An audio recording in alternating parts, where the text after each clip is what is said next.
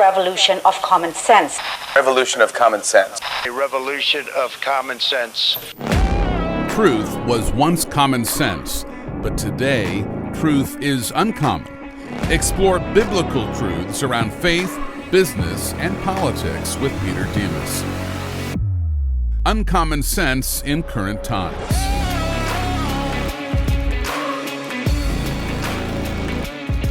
Hey folks, welcome to Uncommon Sense in Current Times. I'm excited to be here today with Ralf Augstroze. Is that pronounced it correct? Augstroze. That was really close. So he is the executive producer of American Miracle. It is the story of divine providence of the United States of America. And I'm excited to have you on here. I'm looking forward to the film. So tell me about the film. The film is based on Michael Medved's best-selling book from 2016 of the same title, The American Miracle. And in the book, Michael examines the various events that happened during roughly the French and Indian War through the Civil War in the first book, that were really events that were doomed to disaster and where calamity was inevitable, but ended up being these miraculous and inexplicable successes. And how even the Founding Fathers, in much of their writings and in their letters and in their speeches, recognized that the divine hand of providence was at work in the events surrounding the American foundational history. So we dramatize those events and recreate them and reenact them.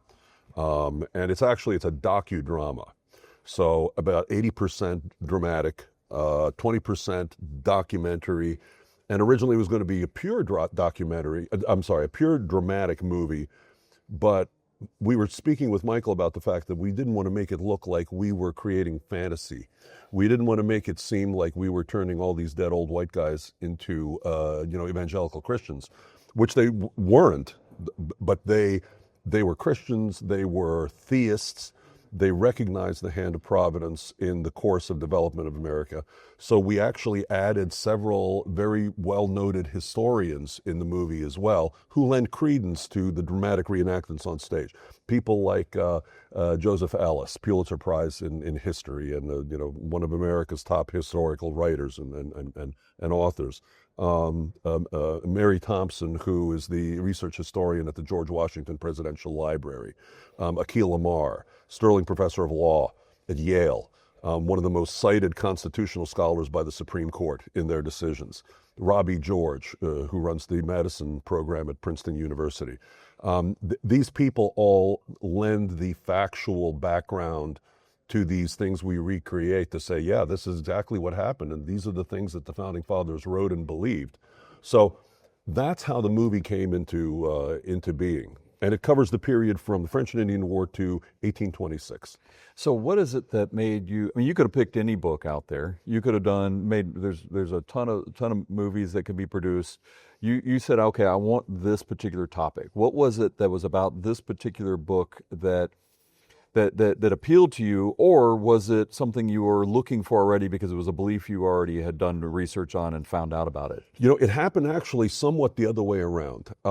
The three principals of Heroic Pictures, myself, Doug Maddox, and Tim Mahoney, we are career filmmakers, and we come from different backgrounds. I have a large business background as well, but I was a film school graduate from the University of Miami a very long time ago.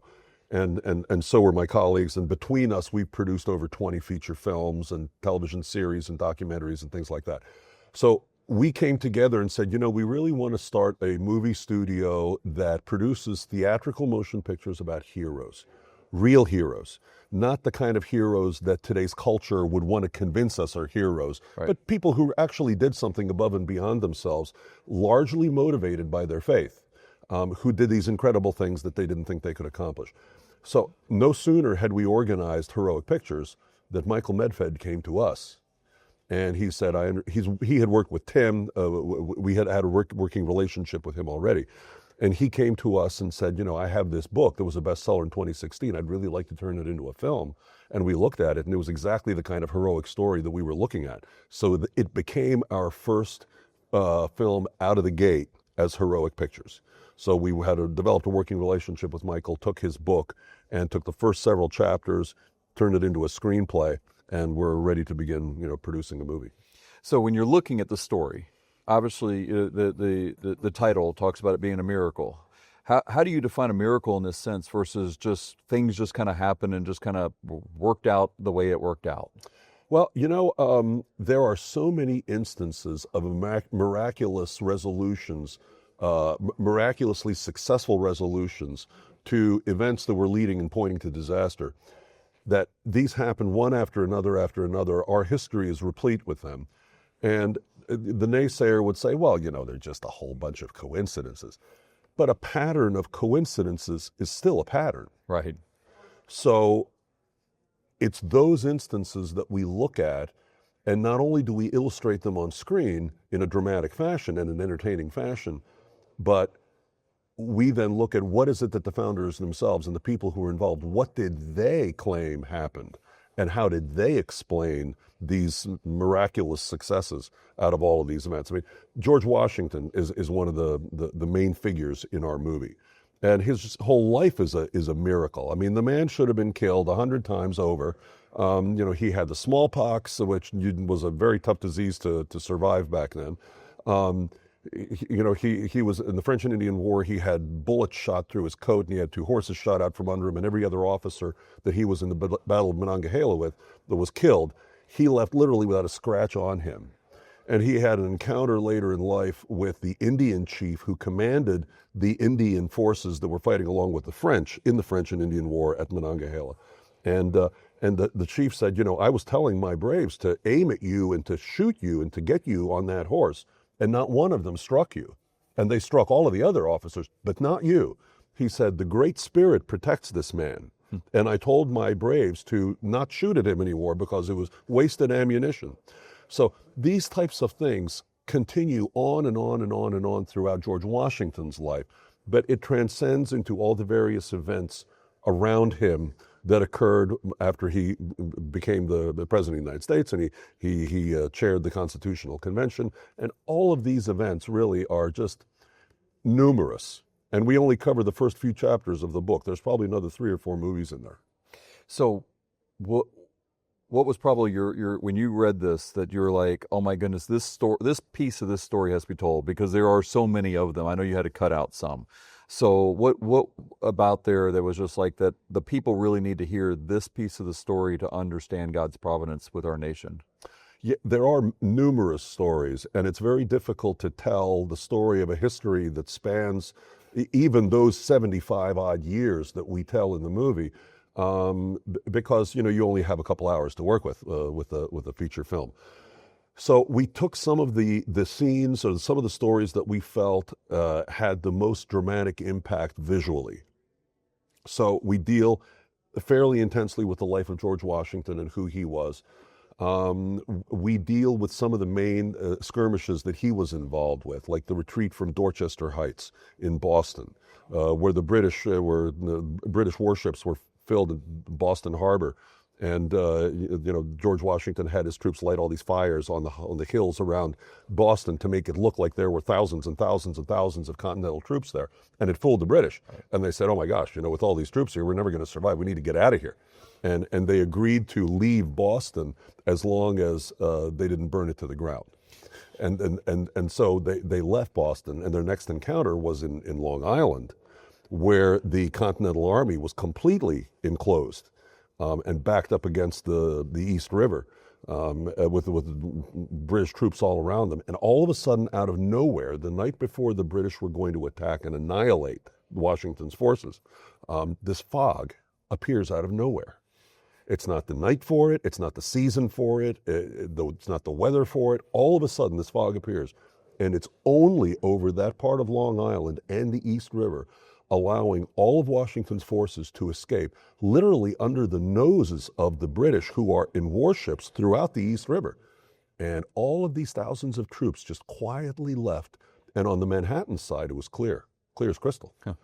So these are wonderful, beautiful visual stories that are great to tell on film. And we chose those. We reenacted the signing of the Constitution and the Constitutional Convention. We found an exact replica of Independence Hall at Houston Christian University in Houston. and we were able to essentially take it over for 3 days and use it as a film set. And it was pretty cool to walk onto that set when you see all the delegates sitting in their chairs and their desks and George Washington sitting up front. You kind of get the chills to imagine that's what it looked like 250 years ago, you know? So again, it was choosing those most vibrant, visually interesting scenes and stories from that period, and illustrating them on camera, and with some digital effects and special effects and miniatures and things like that, we were able to really do a pretty good job, I think. So obviously something had to end on the cutting room floor. Yes, I mean, quite a bit. Yeah, just 1 or 2 minutes or so. Oh no! What if there was something that you could say, look, I want to have a longer version that I can do and add this scene back in. What would be the first one that you'd want to put back in? Again, what story is out there that you're like, I really wish this could be told, but it just didn't make the cut for whatever reason? Yeah, we shot pretty close to script. There were a couple scenes that we did end up leaving out. A very moving scene was the death of George Washington, where he dies in his bed at Mount Vernon with Martha and his doctor by his side. And that was a very moving scene. It wasn't a miraculous scene per se, but it emphasized the fact that look at everything that had happened in this man's life, long life, leading up to that point. And now it's coming to a close. And all the things that he's done. And it sort of allows us to look back. Well, for length's sake, we ended up cutting that out. There were scenes that we trimmed pretty significantly. We started out with a 3.5-hour movie and realized that wasn't going to go too far. So we cut it down to 2.5 hours and then 2:20, and then I think the movie that will be released is going to be right at around 2 hours and 13 minutes, roughly. Okay. So that's the final length of the film. And, everything I think we wanted to really put in there is in there. So, I think it'll be okay. And this is just a separate kind of almost a personal question, because it would feel to me, you put this much work in and you got to trim basically a third of the movie out. From an artistic perspective, that has to be hard. Like, I mean, and I'm, and again, I know this is not about the subject, but I mean, for just from a business owner, from a person, from an artist, like how do you deal with that? I mean, just you just like, okay, this is just my job, and that's kind of what we'll do from there? It's difficult, but it's something that you get used to. When you produce these long length format features, you're sort of used to going in and then looking at it more critically, leaving it alone for a few days, and then coming back and looking at it more critically and seeing where you can tweak and edit and adjust and shorten and consolidate. And that really is most of what it ended up being. There was a scene in there that was really kind of cute. It was very nice with George Washington when he was traveling up to meet his troops in Boston from Philadelphia, where he has an encounter with Abigail Adams, where he went to visit her and to chat with her because she was very wise. Right. Paul Kenger from Grove City College, who's also in the movie, he said he really considers her one of the founding fathers because she really had a great influence, those thousands of letters that she wrote back and forth with her husband, John. And we had to cut that scene because it was making things too long. Right. But it illustrated a historically accurate event that George Washington did stop to see her, and John Adams wrote to her ahead of time and said, "You're really going to be impressed with this guy. He's really something else. I mean, he's physically big, but he's bright, and he's intelligent, and he's a great war strategist and a great diplomat and all that." And then after that encounter, she wrote back to her husband and said, "Man, you didn't even describe half of it. This guy just blew your description away. He was amazing."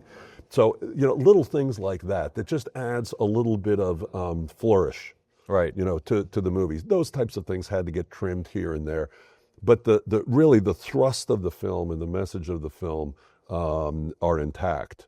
And there's some beautiful scenes in there. That's the scene of Benjamin Franklin where he, the Constitutional Convention was falling apart, based on the arguments over slavery, and it looked like it was really going to crumble. And Franklin, stands up. He's in his 80s. He's been pretty quiet so far, and he has difficulty in walking around. And he stands up and he gives that beautiful, big, long soliloquy, where he said, if a sparrow cannot fall to the ground without his notice, is it probable that an empire can rise without his aid? And he's talking about bringing prayer into the Constitutional Convention. And Franklin is accused of being a deist by historians. Right. And a deist would never advocate prayer. And, Robbie George makes the point in the movie from Princeton University. He said, well, he could have maybe just been a good psychologist and thought, well, if we have a spirit of prayer here, we're all going to get on the same team and we're going to feel this feeling of camaraderie. But then Robbie said, I don't think so. I don't think so. and he goes on to justify that by saying Benjamin Franklin in his memoirs that he wrote, that he only thought his family were going to read. It ended up going and becoming his autobiography long after his death. But he thought just his sons were going to read this and his descendants. And he writes in there about his belief in the power of prayer and the fact that he himself prays and what he feels the power of prayer is and does and how important he feels it is. This is something he never thought the public was going to see. So that's not the writings of a deist. Right. Yeah. So in dealing with this, after making this movie, did it help strengthen your faith, and especially like in the application of today and looking at where we are, the struggles that we're having within our culture? Did this help you get stronger with it, or was this kind of you were already there and this is just a way that you got to express it? I'll tell you what it did. There was a nonprofit organization that I led some years ago called the Providence Forum out of Philadelphia. It was a nonprofit, and our mission at the Providence Forum was to examine and analyze and advance the faith and values of our founding fathers, and to understand who they were, what they believed, what they set in motion, what they wrote, their motivation was, and so forth. So I was already attuned to these historical stories and who these people were, and I had a pretty good feeling about who they were. But what this film and the production of this film helped me realize is that the subtitle of our movie is Our Nation is No Accident. The American Miracle, Our Nation is No Accident. And seeing all of the evidence to what the founders did believe and what they wrote they thought was the motivating factor behind the foundation of the United States. If it's not an accident, if America is not an accident, then that means that there's purpose and agency behind it. Right. And if there's purpose and agency behind it, then that means that there's a mission that has a goal. And we're all a part of that. It places a huge responsibility on us as members of this nation to continue to fulfill and perpetuate that destiny and that agency. So, we're not just on a ball that's been sent rolling down the hill and it's rolling on its own inertia. It is being guided and led in this direction by something. And I felt a greater sense of responsibility to pay more attention to what's going on around me in the country and the world. We asked the question at the end of the movie, what would the world look like if Washington had not survived and if America had not won the revolution? And we looked briefly at all the good that America has done over its years and how other nations and other peoples have relied on us. And the types of things that we've done both in wars and World War I and World War II and taking in refugees and all of these various things. And it's not difficult to understand that we're all a part of something a lot bigger and a lot more serious, and it behooves us to keep that engine running in that direction. So that's the sense that I really gained out of making the movie. That's really good. Could someone argue though that we fulfilled it, and now we're just the ball rolling down the hill? After World War II, perhaps, or wherever they happen to choose in their moment of history that it happened to be. What would you say to those? I would say Michael wrote 2 books, The American Miracle, and that was a bestseller. And after that, he wrote a sequel to it called God's Hand on America. And he continued the story. He picks up the story from the Civil War and takes it through World War II. And he makes the case that all of these miraculous events continue.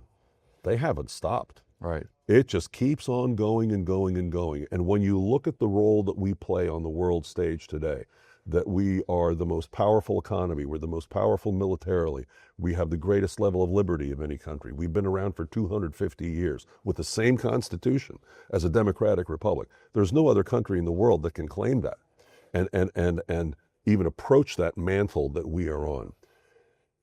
We've maybe only just begun. You know, I mean, it's clear that the story continues. The American experiment continues. And we hope to make another, 2 or 3 movies out of the remaining chapters of those books, because all of those stories are magnificent, and they're motivational and they're inspiring. So you ended in 1826. Yes. What was the purpose of 1826? Because that's when Jackson became president then. Was that right there, or was that off a little bit? 1826 was the 50th anniversary of the United States. That makes sense. So on the 4th of July, another miraculous event, on the 4th of July, 1826, both John Adams and Thomas Jefferson die on the same day. They're the only 2 presidents to have ever died on the same day. Right. But not only the same day, the 50th anniversary of the United States on the 4th of July. Right. The odds of that, we have a mathematician that we interview in the movie, the odds of that are about 50 million to 1 of that happening. That's real. So it was almost like this divine benediction to the first 50 years. And later that year, in 1826, Daniel Webster, who was one of the most gifted orators in the history of the United States, he was a member of Congress, he delivered this 2.5-hour long eulogy of Jefferson and Adams at Faneuil Hall in Boston. Uh-huh. We filmed our actor, James Arnold Taylor, who plays Daniel Webster beautifully, by the way, delivering, not the whole 2.5 hours, obviously, but delivering an excerpt from that monologue in Faneuil Hall. We shot it in Faneuil Hall on just about the same spot that Daniel Webster stood when he delivered the original, surrounded by the public that would have been there when he delivered that. And it's sort of a chilling rendition. He's a brilliant actor. But he delivers that talk, and people around there are realizing that, again, there's more to America than meets the eye. That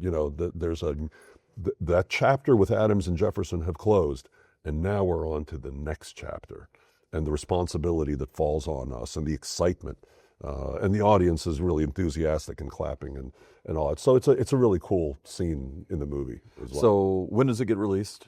We release on the 9th of July. Okay. I'm sorry, June 9th, 10th, and 11th. We need people to go see it on those 3 nights. Right. Because we want it to get extended. Right. If people go see it on June 9th, 10th, and 11th, they will extend it, and our hope is that they might extend it through the 4th of July, which would be very fitting for this movie. And then we would be exactly 1 year before the 250th anniversary of the United States in 2026. So are you going to be selling pre-tickets for it and all that? So how do we find out? Where do we go get those tickets? Tickets go on sale May 9th, 1 month before we release. Okay. And you can go directly to the movie's website. It's AmericanMiracleMovie.com. Okay. AmericanMiracleMovie.com. Or you can go to our studio website, which is www.heroic.pictures. Heroic, Heroic. www.heroic.pictures. All right. That sounds good. Well, thank you so much. I really hope that you get to those 3 days, because I think this is an important story to tell, and those first 3 days I know are very important. That is our hope and prayer as well. All right. Well, thank you so much for being on the show. Thank you for having me. Thank you. Thank you. All right. Experience America's forgotten story like never before. Tonight we will cross the river. The American Miracle, Our Nation is No Accident, arrives in theaters June 9th, 10th, and 11th only. America is something that I hold in my heart. Unveiling miraculous events Did you mean me? that reveal God's providential hand in our nation's founding. Don't miss one of the year's most inspiring and spectacular cinematic films.